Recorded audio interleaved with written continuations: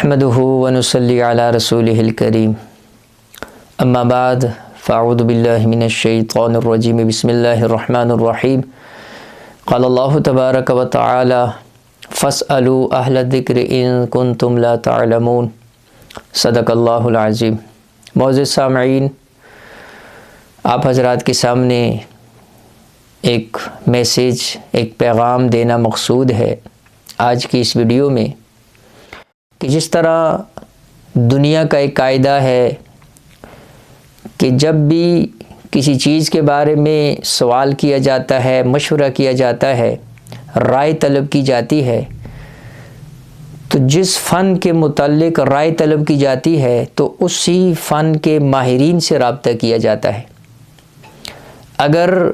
آپ کو کوئی جسمانی بیماری لاحق ہے تو اس کے لیے آپ اچھے سے اچھے طبیب کی تلاش میں رہتے ہیں، اور آپ کی یہ خواہش ہوتی ہے کہ میری اس جسمانی بیماری کا علاج ایک اچھا ڈاکٹر اور ایک اچھا طبیب وہ کرے۔ تو اسی طرح جس طرح جسمانی بیماری کے لیے طبیب حاذق کو تلاش کیا جاتا ہے، تو ایک ہماری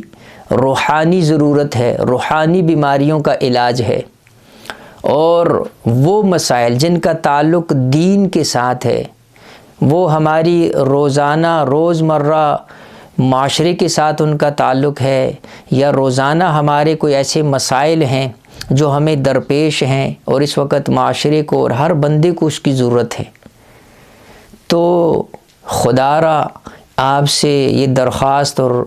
التجا ہے کہ ایسے مسائل کے لیے بھی آپ ایسے علماء جو اس فن کے ماہرین ہیں ان سے رابطہ کیجیے، ان کی طرف رجوع کیجیے۔ تو اسی سلسلے کی ایک کڑی انشاءاللہ ہم بھی اپنے اس پیج کے اندر، جو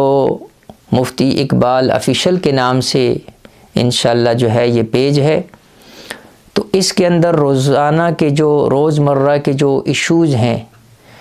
تو ایسے مسائل جو وقت کی ضرورت ہے، تو انشاءاللہ ایسے مسائل کے اوپر گفتگو کی جائے گی، بات کی جائے گی۔ اور کچھ مسائل ہیں تو اگر کسی دوست نے کسی مسئلے کے متعلق جو ہے سوال کرنا ہے، پوچھنا ہے، تو اس پر بھی انشاءاللہ بات کی جائے گی۔